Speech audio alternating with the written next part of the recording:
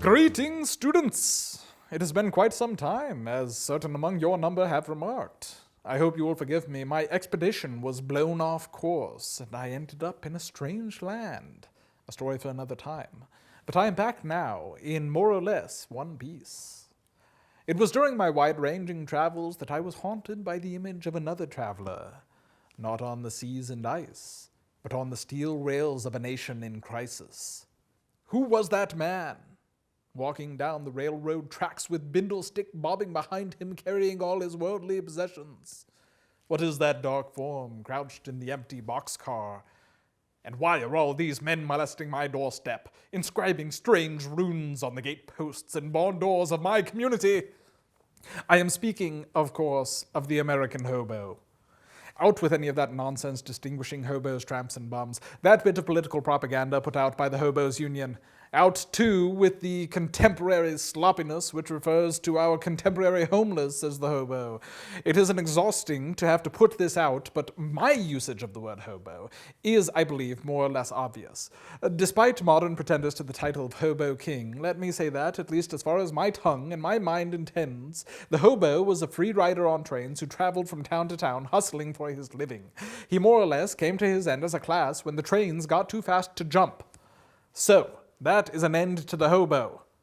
But what is the beginning?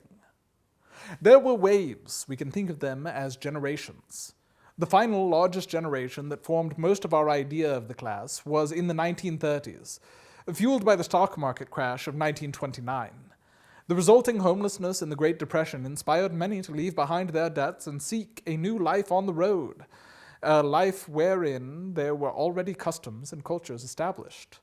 These newcomers locked into and expanded a culture that had already been developed by a smaller, though still sizable, population. Before this, there was a spike at the beginning of the 1920s due to the social ripples of disenfranchisement caused by the mass trauma of the First World War. We can see these two sharp-toothed twins, war and economic collapse, as a generation of hoboing. Nor was this the first. Some 50 years prior, the same pair birthed an earlier generation. That war was the American Civil War, the scale of destruction of which was much more massive, obviously, for the Americans who would become hobos.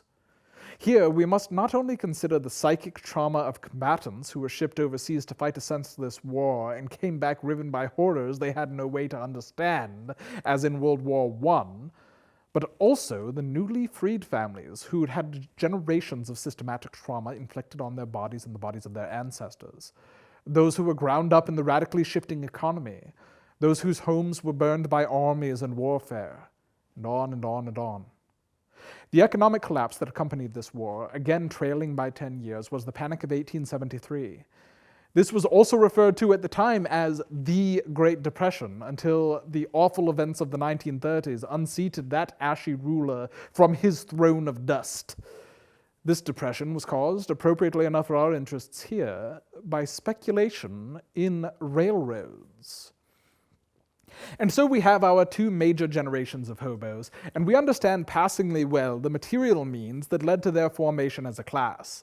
However, we do have evidence that the group reached back earlier in time than these two generations. Even the earliest descriptions of hobos in the newspapers refer to a group known as the old timers. Moreover, we have a certain peculiarity regarding an organization known as Tourist Union Number 63. There is this thing done by lazy writers that is for some reason not known as plagiarism. This thing is exact repetition of press releases.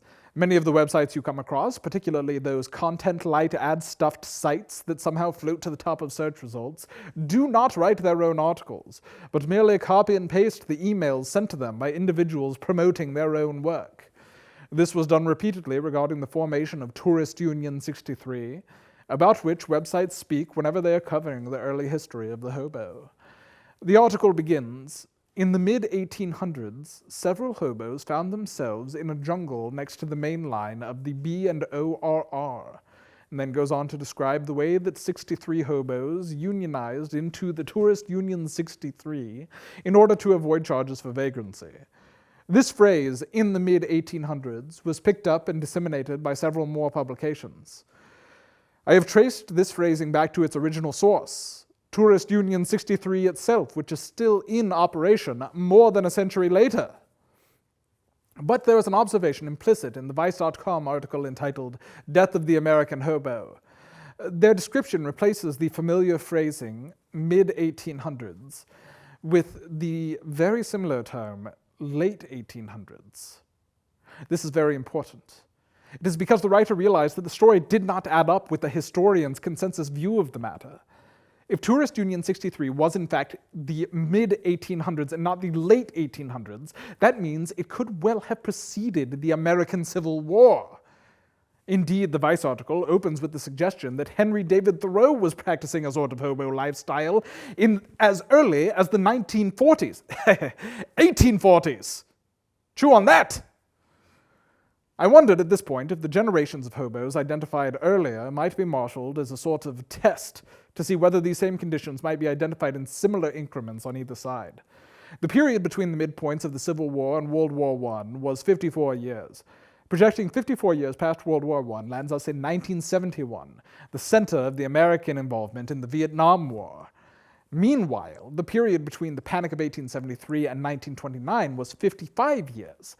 55 years past 1929 gives us 1984, a period of depression in the United States related to the instability of oil prices, and whose actual impact is not represented by the statistics which averaged large corporate gains in with massive losses by the lower and middle classes. It was in this year, 1984, that a new organization of hobos was founded.